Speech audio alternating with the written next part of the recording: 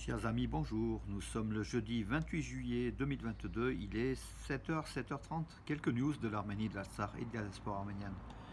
Euh, le secrétaire général de l'ONU, de la 76e session de l'Assemblée nationale des Nations Unies, l'Assemblée générale, Abdullah Shahid, est en Arménie en visite officielle. Donc hier, il s'est rendu au mémorial du génocide à Yerevan. Il a visité le musée institut du génocide, a écrit quelques mots dans le livre d'or du musée du génocide, a reçu un livre sur le génocide donc de la part du directeur du musée institut du génocide.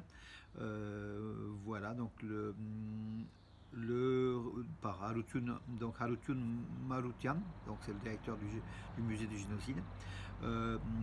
Voilà une visite comment dirais-je, qui scelle un petit peu la mémoire arménienne du génocide avec l'ONU, donc l'ONU dont son haut représentant en Arménie a été donc voir ce musée donc institut du génocide, aussi a déposé donc une gerbe face à la flamme éternelle dédiée aux 1 500 000 victimes du génocide arménien de 1915.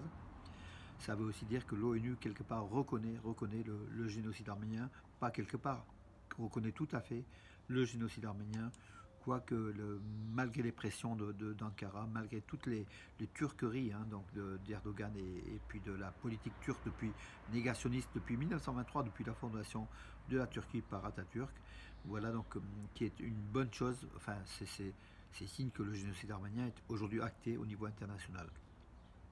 Alors, l'ambassadrice de France en Arménie, donc Anne, s'appelle Anne, oui, vous connaissez mieux l'ex-ambassadeur, donc Anne Louillet, a rencontré donc Ruben Rubinian, le vice-président de l'Assemblée nationale d'Arménie. Elle s'est vue expliquer un petit peu les rapports, enfin les éléments donc, du rapprochement entre l'Arménie et la Turquie. Voilà.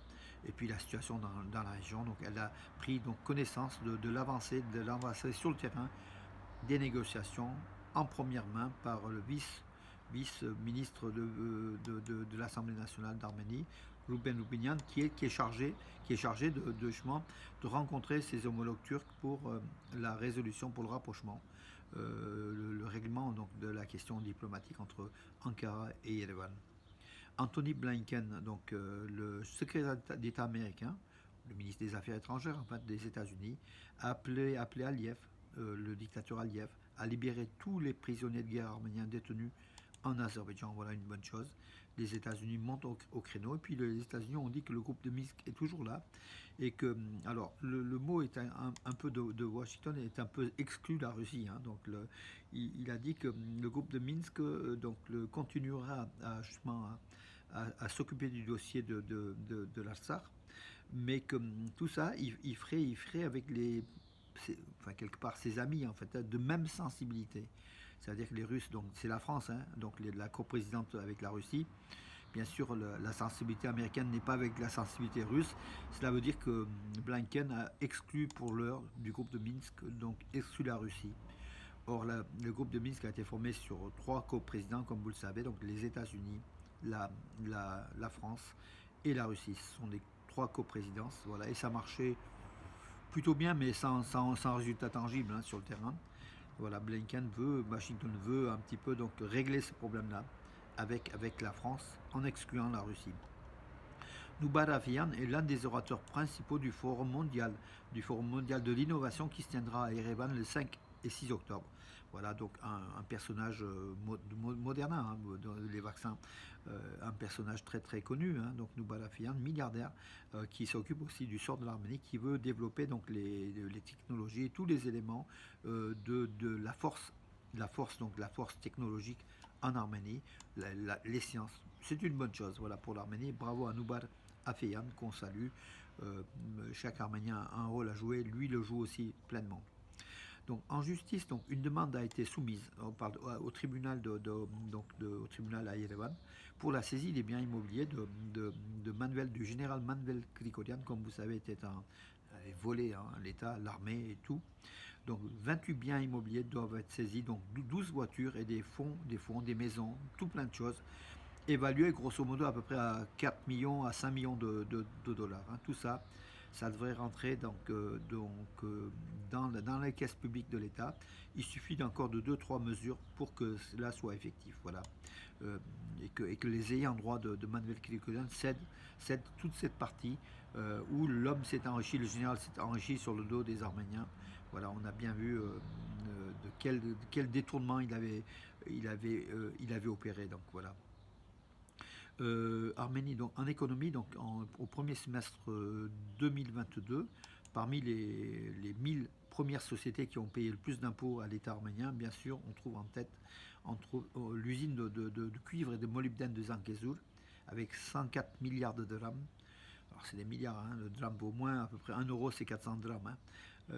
Gazprom Armenia, 33 milliards. Grand Tobacco en troisième position. International Mazis Tobacco, deux sociétés de tabac qui sont l'une derrière l'autre. Terrout, MTS Armenia, la téléphonie. Le combinat de cuivre et de molybdène d'Akarak, voilà, pareil, l'extraction du minerai. Flash, donc ce sont les pompes station-service. Philippe Maurice Armenia, encore tabac, donc il y a trois sociétés de tabac comme signalé, donc Megerdetchan, donc un ami donc sur Facebook. Trois sociétés liées au tabac dans les trois premières en Arménie.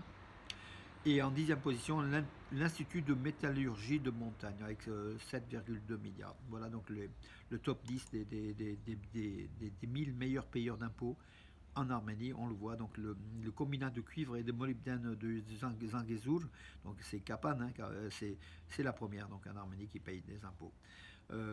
Et puis je vous rappelle donc aujourd'hui à 18h en Conference League, deuxième tour, Ararat Armenia se rend en Estonie pour affronter Paide Flora.